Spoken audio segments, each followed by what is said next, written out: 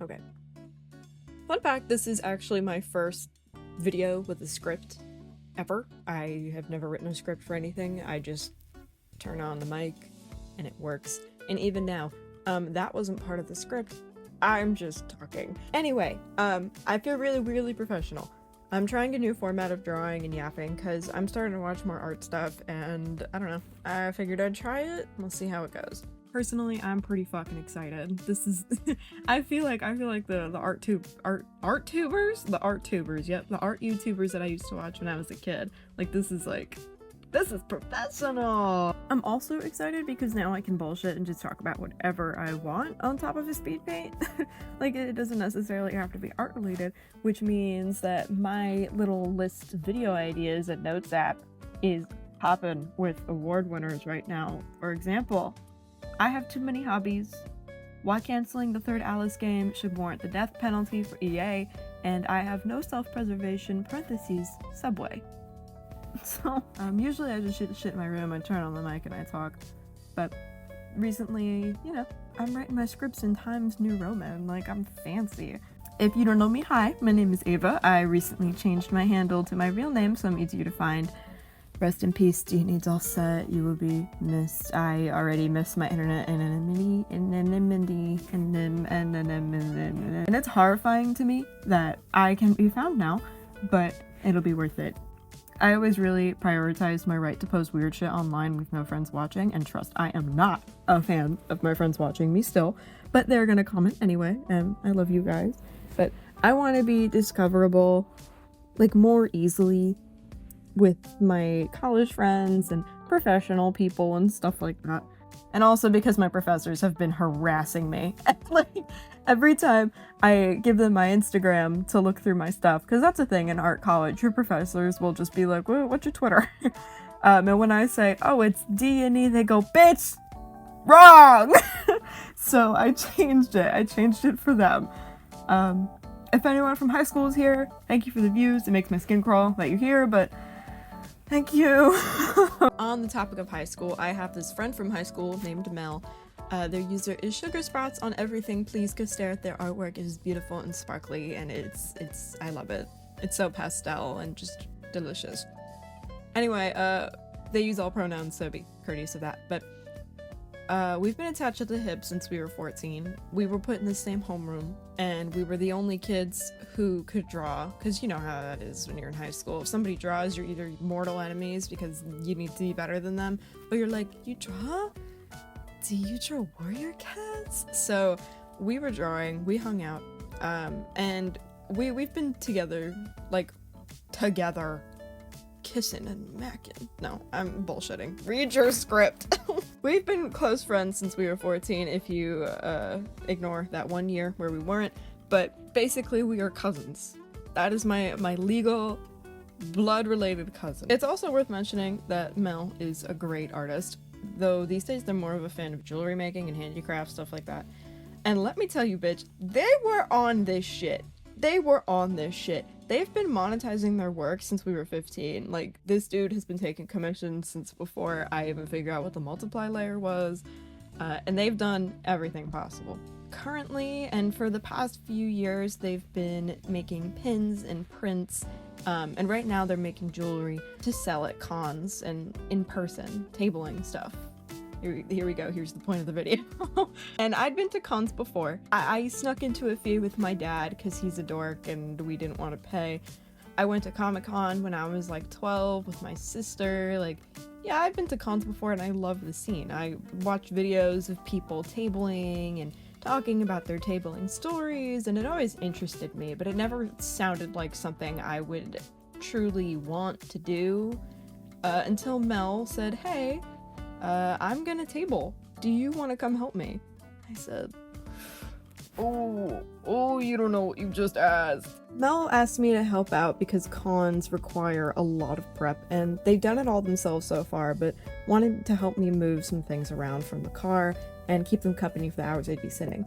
So I wrote it in my little calendar, because I have a little calendar on my dresser that I can't live without, and I kept writing dates for them every time that they tabled somewhere, to the point where I have been to every single one that they've done. At the first con that I helped with, I made a little employee card for myself that said unpaid intern, and now I'm the intern at all their sales, so I have stories. Usually for these things, Mel gets up at like 6 in the morning and I show up with food or so much love and whimsy that they can't be mad at me when I'm late and don't want to get up at 6 in the morning. So keep in mind, I am not there the whole time. These are Mel's booths. I truly just sit and observe. I did not do a damn thing. At the most recent one that we did, which was 2 or 3 weeks ago, I think, they had to wake up at 5 a.m. to set up at 7 in 90-degree New York weather. It was a local fair, so it was outdoors the whole time, and they were playing, like, white dad music. Not divorced dad Nickelback. I think that's somewhat acceptable because it's like AC/DC and Queen and cool shit. No. They were bumping white dad music. Jimmy Buffett, Imagine Dragons, looping for hours. There was an occasional Pitbull, but it was mostly like beachy Frank Sinatra and like YouTube EDM. And you never knew what was gonna come on next. It was just completely random. You would get like the craziest Minecraft YouTuber outro and then we're immediately hit with Jimmy Buffett. It was a very strange experience. And we were right next to that speaker. Like right there. Every once in a while, the music would be interrupted by a guy going, "The raffle is still open. If you want to participate, you can. Please don't." We couldn't even hear a full song without this guy advertising. And it's not like we wanted to hear a full song. I don't want to hear Thunder loop for the 30th time, but if it wasn't being constantly cut out, I don't know which is worse. Next to the speaker, Mel made a friend with their booth neighbor. This is something that people do at cons. It's like a sweet little tradition that lets sellers make connections and talk about something that they're gonna sell, or talk about their interests, which is usually the things that they're selling. Sometimes, if they become friends, they'll share boothing locations and sell together again, or good places to get prints made for cheap, things like that. It's camaraderie. This lady, however, she was not hashtag camaraderie at all. She was an older lady, and it was her first time boothing, so she was nervy. But she just wouldn't stop asking Mel fuck-ass questions. Every half hour, on the dot, she'd come up and talk, and start being weird, and then run off to talk to somebody else. And it was an endless stream of wordage, like constant yapping. No room to talk with her, you're just being talked at. She was almost certainly a nervous babbler, but later in the day when Mel was literally lying under the table trying to decompress. Because Mel has a mystery disability we're still trying to figure out, but they need to lay down, they are in pain a lot, and lying on the floor when they're in pain helps. She decided now, while Mel is under the table, you can't even see them because they're hidden by tablecloth. The only person who is sitting at this table is me. She comes right up and she looks under the table and goes,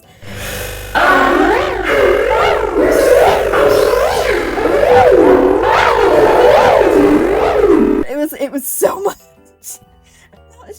Mel's just lying on the floor, just staring. So I humor her. I talk to her instead while Mel tries to get up.